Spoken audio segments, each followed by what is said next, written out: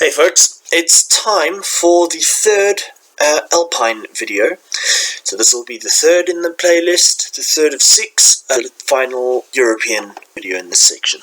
And today we're looking at the Eastern Alpines and also at a type or a subtype of the Alpinid race that exists there that's very common among Slavs called Gorid, which is an Alpine with Cro-Magnon admixture. So we'll start with the best example of the Gorid of the lot, and that's this fellow here. You can see that he's more robust than the typical Alpinid. His face is squarish rather than round. It's actually notably larger, and his skull's fairly large as well. You can see also he looks like he's minorly curvicipital. Again, as I've mentioned before, that's not an Alpine trait, but his forehead's very Alpine. His overall head shape is very Alpinoid. It's characteristic of Alpines or very much brachycephalized Cro-Magnons. This guy is a Gorid who Coon says has Atlanto-Med or Nordic admixture. So again, he's got that CM element from whichever of those sources. And he's a Ukrainian from Volyn, where an Alpine predominance is common. So again, there are many of Alpine metrics with other influences like this fellow here. Next we move on to another fellow who could also be considered Gorid. I would call him Ponto-Gorid. This fellow is a strongly brachycephalized part of what Coon considers the Atlanto-Mediterranean type, because it's very similar metrically, but we reserve Atlanto-Mediterranean for Western phenotypes, whereas we call those up East Pontid. So this is a Spartan Greek, and yeah, he's a Ponto-Gorid.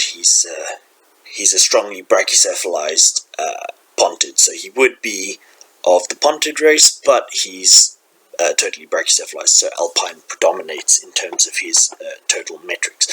But again, he's curvicipital, so he's not strictly Alpine. You can see strongly the Pontid, the Mediterranean, and Cro-Magnon influences. Now we move on to some more typical Eastern Alpinids, and more typically Alpinid specimens out east, because the Gorid, as I say, is a typical Eastern type, typical Slavic type.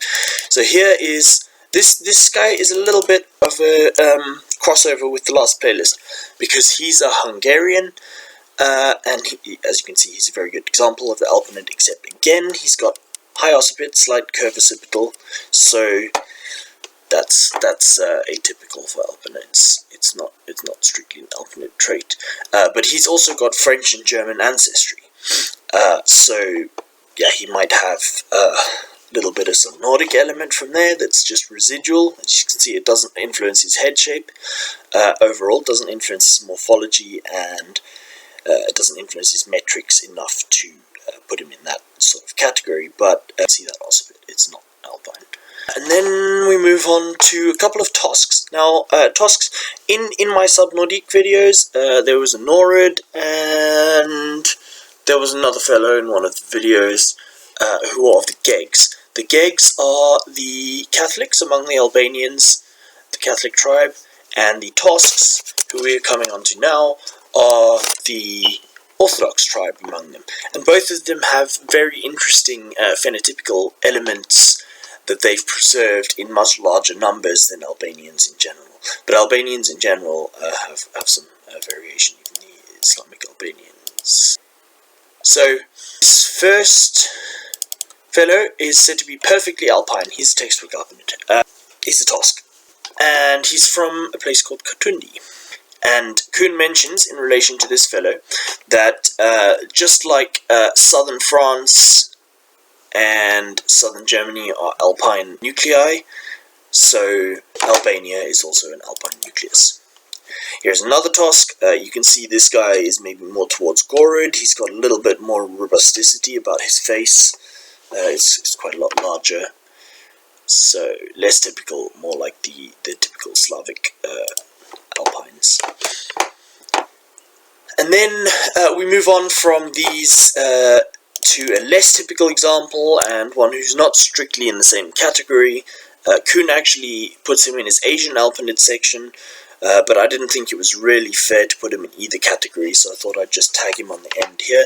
This is an Armenian from Cilicia, And most Armenians have tRoE influence. They have denarisization, usually quite strongly, but almost always minorly. But this fellow is said to be the prototype of the Asia Minor brachycephals.